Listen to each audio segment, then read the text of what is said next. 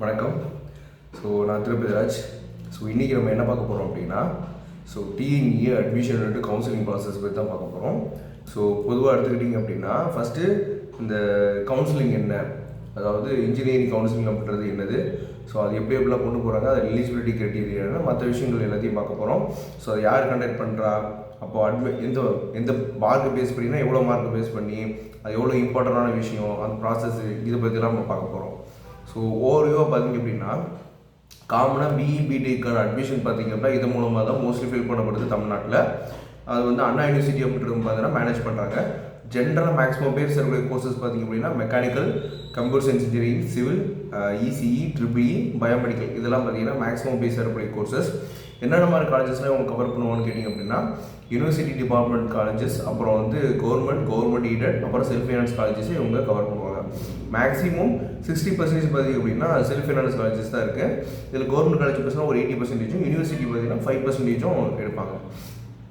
அப்போது யூனிவர்சிட்டி டிபார்ட்மெண்ட்னா நம்ம அண்ணா university campus, அதே பார்த்திங்கன்னா government engineering colleges, government aided, constitution colleges, அப்புறம் self finance colleges, special category colleges சொல்லிட்டு தனியாக இருக்குது.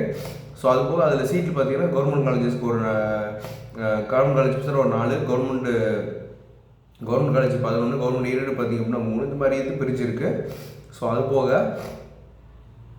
கோர்சஸ் பார்த்திங்கன்னா கிட்டத்தட்ட 40க்கு மேலே கோர்சஸ் பார்த்திங்கன்னா ஏஐசிடி அப்ரூவ்டாக இருக்குது. மேக்ஸிமம் காலேஜஸ் பார்த்திங்கன்னா குறிப்பிட்ட ஒரு 5-6 கூட தான் வச்சுருக்காங்க. மற்ற கேட்டகரி பார்த்திங்கன்னா சப்ஜெக்ட் டாமினன்ஸை பொறுத்திருக்கும், ஸ்பெசிஃபிகேஷன்ஸை பொறுத்திருக்கும். பட் கோர்னு எடுத்துக்கிட்டிங்க அப்படின்னா மெக்கானிக்கல், சிவில், ட்ரிபிள்இ, கெமிக்கல், அப்புறம் பார்த்திங்கன்னா இசிஇ, இந்த மாதிரி பார்த்திங்கன்னா கோர் இன்ஜினியரிங் ஃபீல்டுன்னு சொல்லுவாங்க. கம்ப்யூட்டர் சயின்ஸ் ஐடி ரிலேட்டடாக நீங்கள் கேட்டிங்க அப்படின்னா கம்ப்யூட்டர் சயின்ஸ் இன்ஜினியரிங் இருக்குது, ஐடி இருக்குது, ஆர்டிஃபிஷியல் இன்டெலிஜென்ஸ், டேட்டா சயின்ஸ் இருக்குது, சாஃப்ட்வேர் இன்ஜினியரிங் மாதிரி ஃபீல்ட்ஸ் இருக்குது.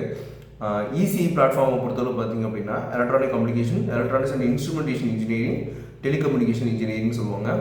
இன்ஸ்ட்ருமெண்டேஷன் அப்படின்னா நிறைய மற்ற இன்ஸ்ட்ருமெண்ட் ரிலேட்டடான விஷயங்கள், அது வந்து கம்யூனிகேஷன் ஓரியன்டாக இருக்கலாம், இல்லை வேறு ஏதாவது வந்து மெஷர்மெண்ட் ரிலேட்டடான இன்ஸ்ட்ருமெண்ட்டாக இருக்கலாம், அதெல்லாம் படிக்கிறதுக்கு இது யூஸ் ஆகும். அடுத்து என்ன ஃபீல்டு வந்து எமர்ஜிங்காக இருக்குது, ட்ரெண்டில் இருக்கக்கூடியது பார்த்திங்கன்னா பயோமெடிக்கல் அப்படின்றது பார்த்திங்கன்னா ரொம்ப பூஸ்டாக போயிட்டுருக்கு. அப்புறம் ரோபோட்டிக்ஸ், அப்புறம் automation, cyber security, forensic science அப்படின்றது.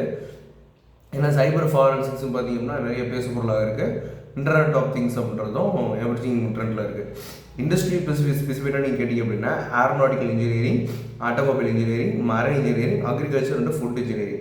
ஏரோநாட்டிக்கலை பொறுத்தளவு பார்த்திங்க அப்படின்னா அது ஸ்பேஸ் ரிலேட்டடாகவும் இருக்கலாம், இல்லைனா தனியாக வந்து ஃப்ளைட்டு இந்த மாதிரியான விஷயங்கள் ரிலேட்டடாகவும் இருக்கலாம். இதெல்லாம் பார்த்திங்க அப்படின்னா ஏரோநாட்டிக்கல் ரிலேட்டடாக பார்ப்பாங்க. ஆட்டோமொபைலில் பொறுத்தளவுக்கு இதுக்கடுத்து பார்த்திங்கன்னா மெக்கானிக்கல் படிக்கிறவங்க மோஸ்ட்லி பார்த்திங்கன்னா இன்ஜின் அது ரிலேட்டடாக படிச்சுட்டு இருப்பாங்க.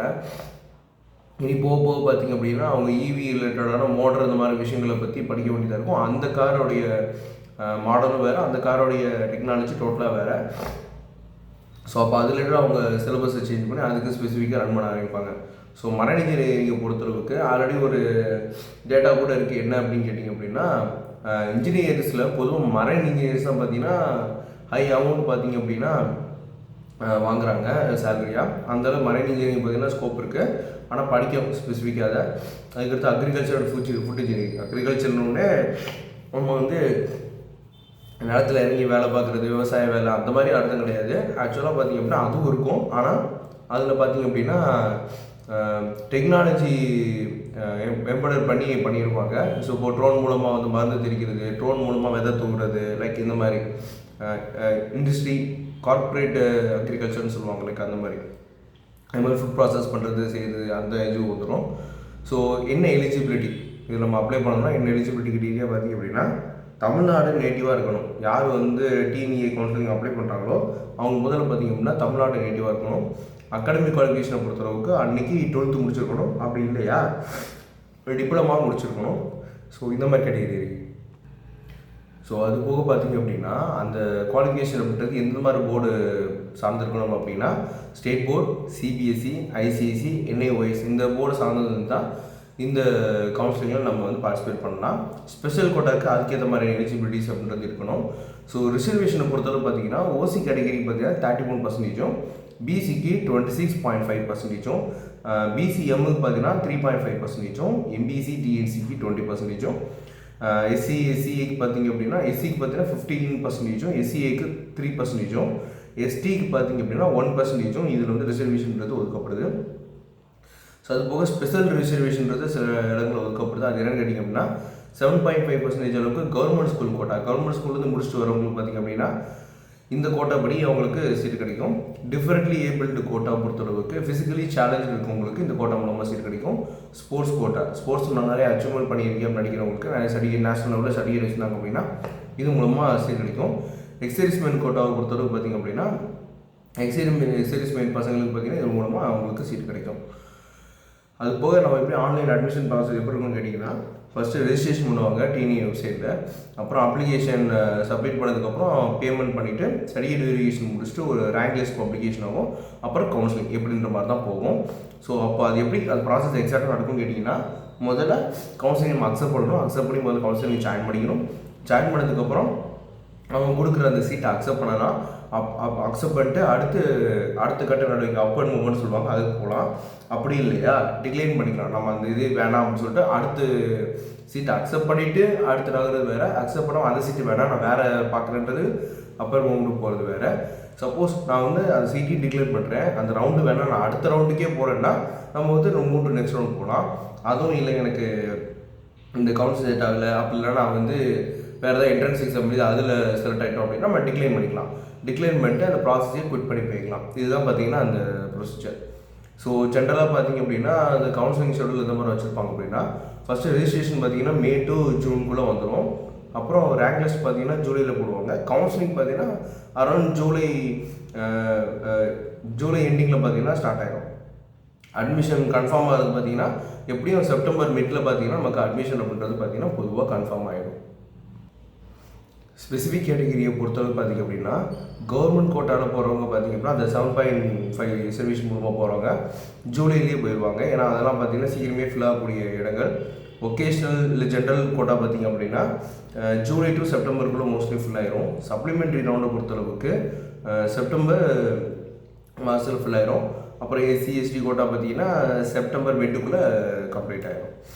ஸோ டாக்குமெண்ட்ஸ் என்னென்னலாம் தேவை இப்போ நம்ம அப்ளை பண்ணணும் செய்யணும் அப்படின்னா என்னென்ன டாக்குமெண்ட்ஸ் தேவைன்னு பார்த்தீங்கன்னா 10th 12th மார்க் ஷீட் கண்டிப்பாக தேவை. என்ன கம்யூனிட்டி சர்டிஃபிகேட்டு, ஏன்னா 10th 12th மார்க் ஷீட்றது மார்க்குக்காக. இன்னொன்று பார்த்திங்க அப்படின்னா கம்யூனிட்டி சர்டிஃபிகேட்டை பொறுத்தவரை பார்த்திங்க அப்படின்னா ரிசர்வேஷன் பேஸ் பண்ணி பண்ணதுனால community certificate mandatory. Income certificate இப்போ உதாரணத்துக்கு நம்ம வந்து இப்போ ரொம்ப வந்து அண்டர் ப்ரிவிலேஜாக இருக்கும் அப்படின்னா அதுக்கு சில இதுக்கு இருக்குது. ஸோ அந்த இன்கம் சர்டிஃபிகேட்டு, அதுக்கடுத்து ஃபஸ்ட் கிராஜுவேட் சர்டிஃபிகேட் அதுக்கு தனியாக கோட்டா இருக்குது. ஃபஸ்ட் கிராஜுவேட் சர்டிஃபிகேட் வாங்கிட்டு அதுக்கு ஒரு அட்வான்டேஜ் இருக்குது. அப்புறம் நேட்டிவிட்டி சர்டிஃபிகேட், நம்ம வந்து இந்த இடத்த சேர்ந்தவங்க தானே தமிழ்நாட்டை சேர்ந்தவங்க தானே நேட்டிவிட்டி சர்டிஃபிகேட்டு. அப்புறம் ஸ்பெஷல் கோட்டா இருக்கு இல்லையா அதுக்கு உண்டான சர்டிஃபிகேட்டுன்றது அவங்க வாங்கி வச்சுருப்பாங்க. அப்புறம் கட் ஆஃபை பொறுத்தளவுக்கு பார்த்திங்க அப்படின்னா மொத்தம் 3 ரவுண்ட் இருக்கும். 3 ரவுண்டில் முதல் ரவுண்டில் பார்த்திங்க அப்படின்னா 95%க்கு மேலே எடுத்தவங்களுக்கு வந்து அந்த ரவுண்டுன்றது ஃபுல் ஆகிடும். அவங்களுக்கு மோஸ்ட்லி பார்த்திங்கன்னா நல்ல வந்து ஸோ செகண்ட் ரவுண்டை பொறுத்தளவு பார்த்தீங்கன்னா 85 to 94% கட் ஆஃப் வச்சுருக்கவங்களுக்கு. தேர்ட் ரவுண்ட் பார்த்தீங்கன்னா பிலோ 85% மேலே. ஸோ இந்த கேட்டகரியில் ரவுண்டில் பார்த்தீங்க அப்படின்னா ரொம்ப டாப் ரேங்கில் இருக்கக்கூடிய காலேஜஸும் நல்ல காலேஜெலாம் ஃபில் ஆயிரும். ஸோ ரெண்டாவதில் பார்த்தீங்க அப்படின்னா மோஸ்ட்லி செல்ஃப் ஃபைனான்ஸ் காலேஜும் மேபி 1-2 அந்த ஸ்பெஷல் கேட்டகரிக்கு உங்களுக்கு வேணால் அந்த காலேஜஸ்ன்றது ஒரு சிலது கிடைக்கலாம். ஸோ தேர்ட் ரவுண்டை பொறுத்தளவு பார்த்தீங்கன்னா மீதி இருக்கக்கூடிய காலேஜஸில் செல்ஃப் ஃபைனான்ஸு ஸோ அந்த மாதிரி தனியாக சிங்கிளாக அந்த காலேஜ் வச்சு ரன் பண்ணிகிட்டு இருப்பாங்க. அந்த மாதிரி இருக்கவங்களுக்கு அந்த காலேஜ்ன்றது மோஸ்ட்லி கிடைக்கும். ஸோ அதுக்கடுத்து ஃபீஸ் ஸ்ட்ரக்சரை பொறுத்தளவுக்கு ஸோ இந்த காலேஜஸில் எப்படி ஃபீஸ் இருக்கும், ஏன்னா படிக்கிறதெல்லாம் ஒரே படிப்பு தான், அந்த காலேஜை பொறுத்து ஃபீஸ் ஸ்ட்ரக்சர் மாறும் இல்லையா. அந்த விதத்தில் யூனிவர்சிட்டி காலேஜ் அண்ணா யூனிவர்சிட்டியில் நீங்கள் படிச்சிங்க அப்படின்னா இயர்லி 15,000 to 25,000 செலவாகும் ஃபீஸ் உங்களுக்கு தேவைப்படும். அதுக்கடுத்து கவர்மெண்ட் காலேஜை பொறுத்தளவுக்கு பார்த்தீங்கன்னா 5,000 to 10,000 பெர் இயர்ன்றது நீங்கள் கட்டினா போதும். கவர்மெண்ட் எய்டை பொறுத்தளவுக்கு 7,500 to 50,000 உங்களுக்கு வந்து இயர்லி ஃபீஸ்ன்றது போயிடும். அப்படி பார்த்தீங்கன்னா 4 வருஷத்துக்கு உங்களுக்கு கிட்டத்தட்ட வந்து 40,000 தான் செலவு, 40,000 தான் ஃபீஸே நீங்கள் கட்டியிருப்பீங்க. செல்ஃப் ஃபைனான்ஸ் தான் பார்த்தீங்கன்னா அதிகமாக இருக்கும். ஏன்னா 50,000 2 lakhs வரைக்கும் பெர் இயர்க்கே நீங்கள் கட்டுற மாதிரி இருக்கும். ஸோ அதுக்கடுத்து பார்த்தீங்க அப்படின்னா ஸோ எப்படி நம்ம வந்து பெஸ்ட்டு காலேஜஸை சூஸ் பண்ணுறது. ஸோ போகிறோம் செய்கிறோம் அந்த காலேஜை பற்றி முன்னே நம்ம கேள்விப்பட்டிருக்க மாட்டோம். அப்படி வந்து எப்படி பெஸ்ட்டு காலேஜை சூஸ் பண்ணுறது. ஃபஸ்ட்டு பார்த்தீங்கன்னா accreditation ranking. So NIRF rank படி அந்த காலேஜஸ் எத்தனை ரேங்க்கில் இருக்குது அப்படின்றத நீங்கள் வந்து பார்க்கலாம். பார்த்துட்டு அது அக்ரெடிடேஷன் கொடுத்துருக்காங்களா இல்லையா, கொடுத்தாங்கன்னா அது எப்படி அந்த அவங்களோட ரேங்கிங் எதில் இருக்குது, எவ்வளோ பர்ஃபார்ம் பண்ணியிருக்காங்க, இந்த மாதிரி விஷயங்களும் நீங்கள் தெரிஞ்சுக்கலாம். அதெல்லாம் ஆன்லைனில் அவைலபிளாக இருக்குது. அப்புறம் பிளேஸ்மெண்ட் ரெக்கார்ட்ஸ், அவங்க எந்தெந்த கம்பெனிலாம் பார்த்தீங்கன்னா இது வரைக்கும் பிளேஸ்மெண்ட் கொடுத்துருக்காங்க. லைக் பெரிய டெக் ஜெயிண்டாக இருக்கலாம், இல்லைனா பெரிய பெரிய கார்பரேட்ஸாக இருக்கலாம். சில பேர் ஃபாரின்கே கூட பார்த்தீங்கன்னா நிறைய பேர் டேரெக்டாகவே ரெக்கார்டாகவே போயிருப்பாங்க அந்த மாதிரி. அப்புறம் அந்த காலேஜோட இன்ஃப்ராஸ்ட்ரக்சர் எப்படி இருக்குது, ஃபெசிலிட்டிஸ் எப்படி இருக்குது, முக்கியமாக வந்து லேப் ஃபெசிலிட்டிஸ் அந்த மாதிரி. ஸோ பொதுவாக நம்ம எந்த காலேஜ் ஜாயின் பண்ண போகிறோமோ, நம்ம கட் ஆஃபுக்கு இந்த காலேஜ் கிடைக்கிறதுக்கு வாய்ப்பு இருக்குன்னு ஒரு 2-3 காலேஜ் நமக்கு தெரிஞ்சிருச்சு அப்படின்னா, முடிஞ்சால் அந்த காலேஜை நேரில் போய் பார்த்து வர்றது நல்லது. ஏன் சொல்கிறேன் அப்படின்னா, நம்ம என்ன தான் ஆன்லைனில் சில விஷயங்கள் தெரிஞ்சாலுமே நேரில் போய் பார்க்குற மாதிரி வராது. ஸோ நேரில் போய் பார்த்தோம் அப்படின்னா நம்ம சேர போகிற டிபார்ட்மெண்ட் அப்படின்றது எப்படி இருக்குது, அதோடைய ஃபேக்கல்டிஸ் எப்படி இருக்காங்க, அவங்களோட குவாலிஃபிகேஷன் என்ன, அவங்க என்ன ரிசர்ச் பண்ணியிருக்காங்க, அவங்க எந்த அளவுக்கு பார்த்திங்க அப்படின்னா இன்சைட்ஸ்ஃபுல்லாக பேசுகிறாங்க செய்கிறாங்க, பசங்களை எப்படி அவங்க என்கரேஜ் பண்ணுறாங்க, அது போக முன்னாடி முடிச்சு போன அலுமினியை பற்றி அவங்க எங்கெங்க இடத்துல பேச இருக்காங்க, என்னென்ன மாதிரிலாம் இருக்காங்க, எந்த மாதிரிலாம் அவங்க வந்து அந்த அகாடமியை கொண்டு போகிறாங்க, இன்னும் வேறு என்ன மாதிரியான ஸ்பெஷாலிட்டி அந்த காலேஜஸில் இருக்குது அப்படின்றது. ஸோ ஹாஸ்டல் ஃபெசிலிட்டிஸ் எல்லாமே தான். ஸோ ஓவராலாக பார்க்கும்போது பார்த்திங்கன்னா நமக்கு ஒரு பாயிண்ட் ஆஃப் வியூ கிடச்சிரும். சரி ஓகே, நம்ம வந்து இது நல்ல காலேஜ் தான், இங்கே ஜாயின் பண்ணலாம் அப்படின்னு சொல்லிட்டு. ஸோ அதுக்கு பார்த்திங்கன்னா ரொம்ப முக்கியம். ஃபேக்கல்ட்டி அவங்க ரிசர்ச் பண்ணுறது, அலுமினி நெட்வொர்க், இது எல்லாமே ரொம்ப ரொம்ப முக்கியம் ஒரு காலேஜை செலக்ட் சூஸ் பண்ணுறதுக்கு. ஸோ மோஸ்ட்லி இந்த கவுன்சிலிங்கில் என்ன மிஸ்டேக் பண்ணுவாங்கன்னு கேட்டிங்க அப்படின்னா, ஃபஸ்ட்டு டெட்லைனை மறந்துடுவாங்க. ஸோ டேட்டுக்கு வர சொல்லியிருப்பாங்க, அந்த டேட் வந்ததே பார்த்தீங்கன்னா மறந்துடுவாங்க. அதுக்கு மறுநாள் கூட சில பேர் ஞாபகம் வச்சுட்டு போவாங்க. அது மறந்துச்சுன்னா ஒன்றும் செய்ய முடியாது, அவ்வளோதான் உங்களுக்கான நீங்கள் வாய்ப்பு தவற விட்டிங்கன்னு அர்த்தம்.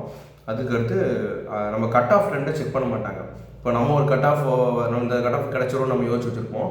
ஆனால் பார்த்தீங்கன்னா கட் ஆஃப் அங்கே சேஞ்ச் ஆகிருக்கும். மேபி இந்த கொஸ்டின் பேட்டர்ன் மாறுமாவோ, நிறைய பேர் வந்து மார்க் நிறைய எடுத்துருப்பாங்க கிடைச்சதுனாலையோ கட் ஆஃப் பார்த்தீங்கன்னா முன்ன பின்ன கூடும் குறையும். அப்படி இருக்கும்போது நம்மளோட கட் ஆஃபுக்கு இது கிடைக்குமா கிடைக்காது, அதை கரெக்டாக அதை பார்த்தா தான் தெரியும் இல்லையா. சில சமயம் பார்த்தீங்கன்னா தப்பான சாய்ஸு சூஸ் பண்ணிடுவாங்க. ஸோ அவங்க டப்புன சில சமயம் பார்த்தீங்கன்னா ஒரு அட்ஜில் எப்படி இது எடுத்தாலும் செய்யணும்னு சொல்லிட்டு அது என்ன ஏது அந்த காலேஜ் எப்படின்னு கூட தெரியாமல் சரி ஓகே யாரோ சொல்கிறாங்க இல்லை அந்த நேரத்துக்கு என்ன தோணுதோ அதை எடுத்துருவாங்க. ஸோ அது ஒரு மிஸ்டேக்கு. இது சில சமயம் வந்து டாக்குமெண்ட் வெரிஃபிகேஷனில் அவன் கொண்டு போன டாக்குமெண்ட்டில் ஏதாவது ஒரு சிக்கல் இருக்கலாம், இல்லை டாக்குமெண்ட் எக்ஸ்பைரி இருக்கலாம், ரைட், அந்த மாதிரி ஏதாவது சிக்கல் இருந்திருக்கும். அதில் பார்த்தீங்கன்னா அவங்களுக்கு எதாவது பிரச்சனை இருக்கும். யார் ஒருத்தர் கரெக்டாக டாக்குமெண்ட் வராங்களோ அவங்களுக்கு கூட ஆப்பர்ச்சுனிட்டி போகிறதுக்கு வாய்ப்பு இருக்குது. ஸோ ஜென்ரலாக பார்த்தீங்கன்னா கெரியர் ஆப்பர்ச்சுனிட்டிஸ் பொதுவாக பிஇபிடெக்கை பொறுத்தளவு பார்த்தீங்கன்னா நிறைய பேர் என்ன பண்ணுவாங்கன்னா கோர் இன்ஜினியரிங் ஜாப்ஸுக்கு போவாங்க. அவன் என்ன படிச்சாங்களோ அதே ஃபீல்டு. அப்படி இல்லையா மோஸ்ட்லி பார்த்தீங்கன்னா வேறு என்ன ஃபீல்டு படிச்சிருந்தாலும் எல்லாரும் ஐடிக்கு போயிடுறாங்க. ஐடி டெக் ரிலேட்டட் ஜாப்ஸ்க்கு போயிடுறாங்க. அப்படி இல்லையா எம்பிஏ பண்ணுறாங்க, ஹையர் ஸ்டடீஸ் எம்பிஏ பண்ணுறாங்க, அப்படின்னா எம்பிஏ பண்ணுறாங்க, ஹையர் ஸ்டடீஸ் போயிடுறாங்க. சில பேர் பார்த்தீங்கன்னா காம்பவுண்ட் எக்ஸாமும் ப்ரிப்பேர் பண்ணுறாங்க. லைக் கேட்டு அந்த மாதிரி எக்ஸாமு, டிஆர்டிஓ ரிலேட்டட் எக்ஸாம்ஸ்க்கு ப்ரிப்பேர் பண்ணுறாங்க. அதுபோக சில பேர் பார்த்தீங்கன்னா ஆண்டர்பிரினர்ஷிப்லேயோ ஸ்டார்ட் அப்லேயே இறங்கிறாங்க. அவங்களுக்கு படிக்கும்போதே சில எக்ஸ்போஷர் கிடச்சிருக்கலாம், ஸ்டார்ட் அப் பண்ணுறதுக்கு ஒரு ஐடியா கிடச்சிருக்கலாம், இல்லை ஆண்டர்பிரினர்ஷிப் கிடைக்கிறதுக்கு ஒரு ஹெல்ப் கிடச்சிருக்கலாம். ஸோ அதனால் அவங்க அதை நோக்கி போயிருப்பாங்க. ஸோ ஜென்ரலாக என்ன வெப்சைட்டுக்கு நீங்கள் ஃபாலோ பண்ணு கேட்டிங்கன்னா www.tneaonline.org அப்படின்ற வெப்சைட் மூலமாக நீங்கள் இந்த டிஎன்ஏ ஆஃபீஷியல் வெப்சைட்டை அக்சஸ் பண்ணலாம். அண்ணா யூனிவர்சிட்டி சீட் மேட்ரிக்ஸ் பார்த்தீங்கன்னா பிடிஎஃப் லிங்க் எடுத்து கொடுத்துருக்கோம். ஹெல்ப்லைன், அதாவது நீங்கள் இன்னும் ஃபர்தராக டீட்டெயில்ஸ் தெரிஞ்சுக்கணும் கவுன்சிலிங்கை பற்றி அப்படின்னா அவங்க ஹெல்ப்லைன் நம்பர் கொடுத்துருக்காங்க, கான்டாக்ட் நம்பர். அதுக்கு 1800-425-0110 அப்படின்ற நம்பர் மூலமாக கான்டாக்ட் பண்ணி நீங்கள் தெரிஞ்சுக்கலாம். ஸோ இப்போ நம்ம வந்து eligibility, counselling process, reservation, fee structure, college selection strategies, career பார்த்து இது எல்லாமே நம்ம ஓவராலாக பார்த்துட்டோம். ஸோ நன்றி.